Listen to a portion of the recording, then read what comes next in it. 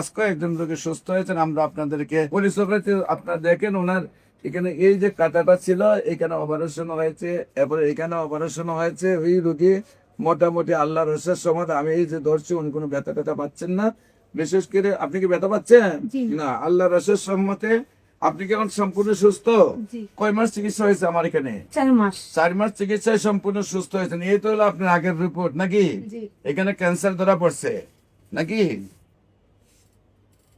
বর্তমান রিপোর্টে আল্লাহ রসের সহমতে সম্পূর্ণ রিপোর্ট ভালো আসছে। আল্লাহ রসের সহমতে আপনার শারীরিক কোনো সমস্যা নাই? আপনি আমার আগে কোথায় কোথায় চিকিৎসা করেছেন?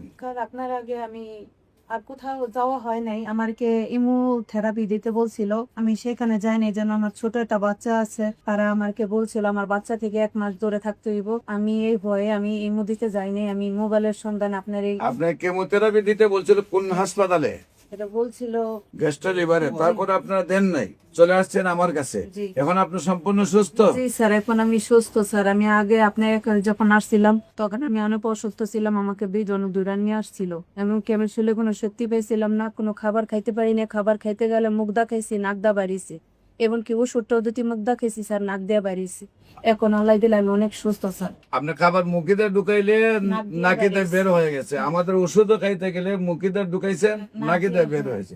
এই আপনাকে 2 জনে ধৈর্য ধরে নিয়ে আসছে। এই অবস্থায় আপনার চিকিৎসা হয়েছে, আল্লাহর রহমতে আপনি সুস্থ হয়েছেন। আপনি আল্লাহর কাছে শুকরিয়া আদায় করেন নাই? সম্মানিত দেশবাসী, আপনাদেরকে বলবো আপনারা দোয়া করবেন, উনি যেন আপনাদের দোয়া আজীবন সুন্দরভাবে সুস্থ হয়ে থাকেন। আপনার নাম কি? আমেনা। আমেনা। আপনার স্বামীর নাম? আশরাফুজ্জামান। আশরাফুজ্জামান। গ্রাম? আমার আমার নিজের বাড়ি হয়েছে বিক্রমপুর। আর আপনার স্বামীর বাড়ি? স্বামীর বাড়ি রংপুর। রংপুর। গ্রামের নাম কি? গঙ্গাচড়া।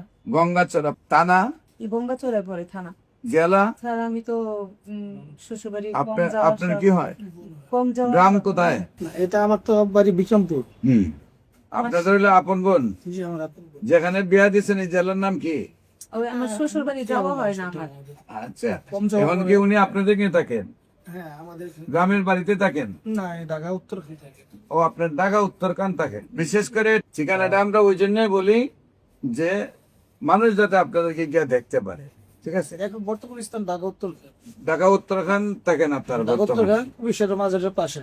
সম্মানিত দেশবাসী, বিশেষ করে আমরা যে সকল রোগী সুস্থ হয় তাদের নাম ঠিকানা সম্পূর্ণ আমরা প্রকাশ করি, কিন্তু উনি হলেন উত্তরখান থাকেন এবং গ্রামের বাড়িতে বহুদিন যে না যোগাযোগ থাকাতে ওনার স্বামীর বাড়ি গ্রামের নামটা বলতে পারছেন। যে কোনো প্রয়োজনে স্ক্রিনে দেওয়া নম্বরে যোগাযোগ করার জন্য আহ্বান জানিয়ে শেষ করছি। সবাইকে ধন্যবাদ। আসসালামু আলাইকুম ওয়া রাহমাতুল্লাহি ওয়া বারাকাতুহু।